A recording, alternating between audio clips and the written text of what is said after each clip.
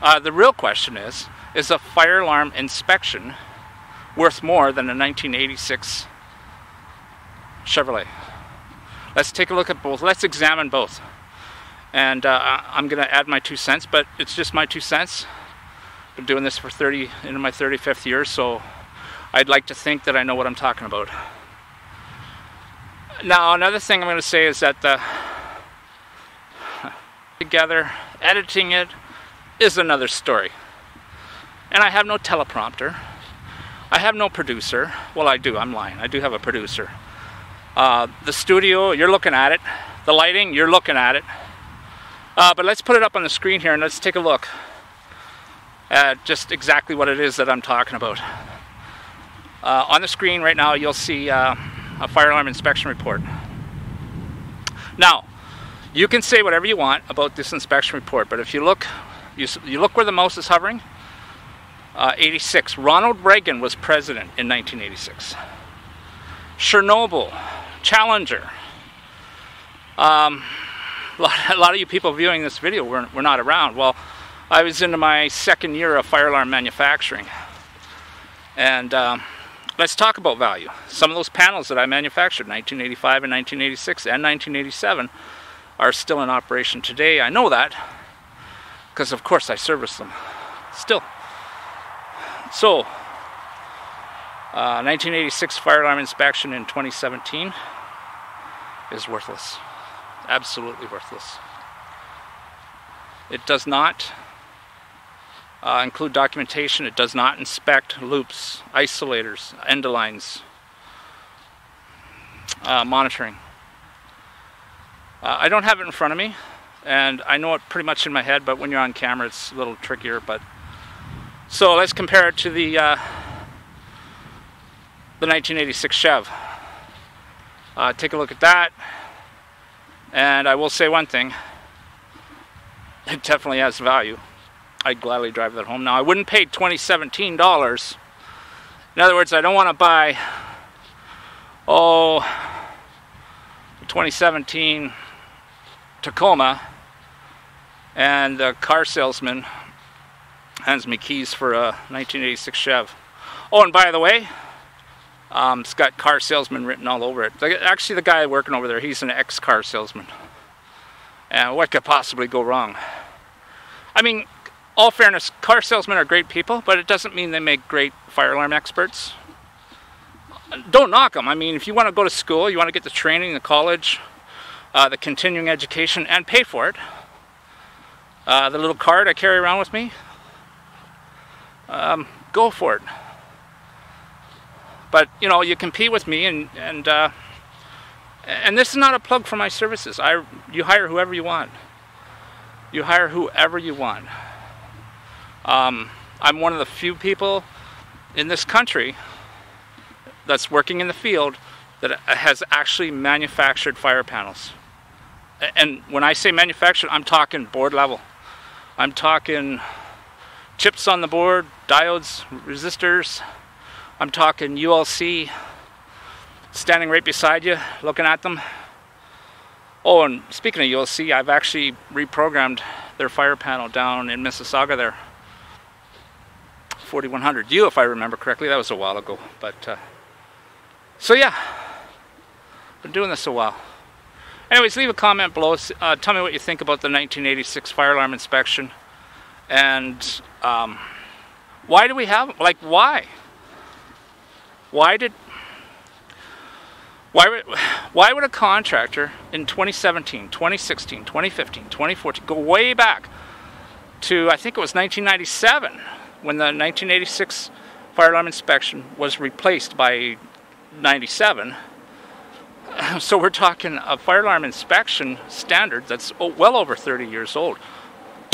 If you have a condominium or an apartment and your property manager insists on hiring a contractor that puts out 1986 fire alarms reports based on the fire alarm standard, why? Like, and it's not like I'm the only one, as far as I know, I'm the only one that said anything about this, and I'm the bad guy. But why am I the only guy that noticed? I mean, on the front page, put it up on the screen again. The front page, I didn't even have to read the whole page. I was doing those in 1988, 87, 88, 89. I was doing those inspections. So I knew what they looked like before I read the bottom where it says 1986. So, just saying, why? If anybody's got an answer, other than, like, I know it's Alberta, and I know they're pretty easy going here on their tradesmen. I think it's starting to crack down now because of that thing in Toronto. That Toronto, like, I mean, I thought it was just local news in Toronto, and I know Ralph very well. I know Ralph real well. I knew he was up to it, and Toronto Fire knew he was up to it, and it took them till 2018 to actually bust him. And that's the only puzzler I have.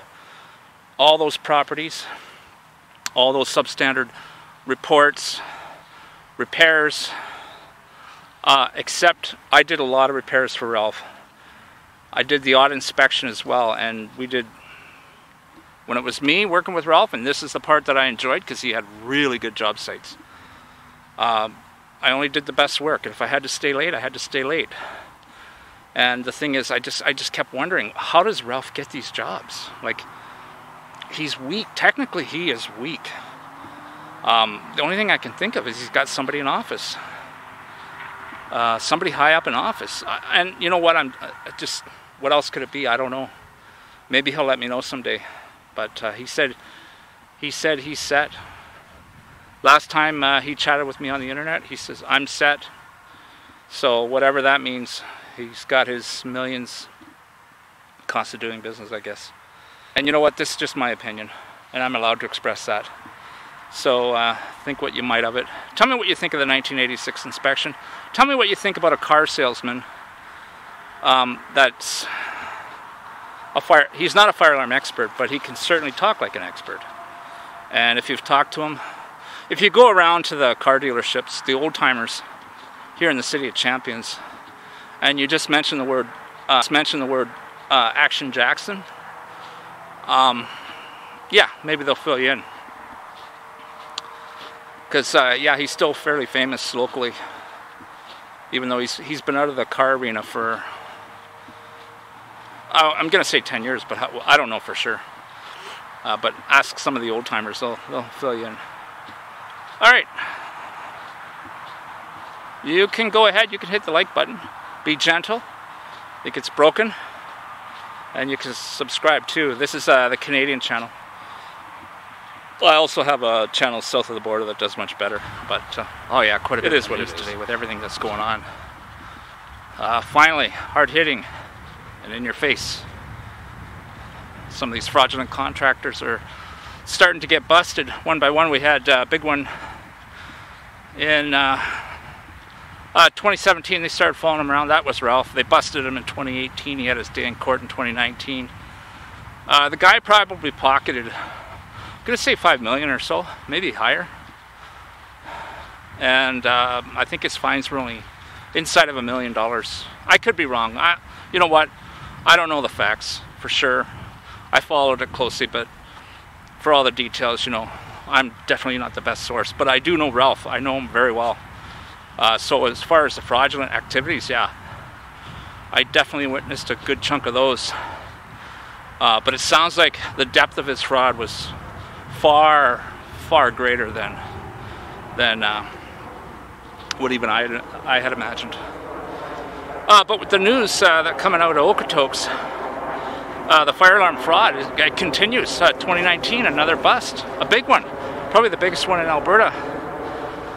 And the fire safety codes officer says that, well, it's the biggest he's seen in 12 years. Well, let me tell you, I've been around for 35, and they really should have hired me as a fire safety codes officer, because it's almost daily with me.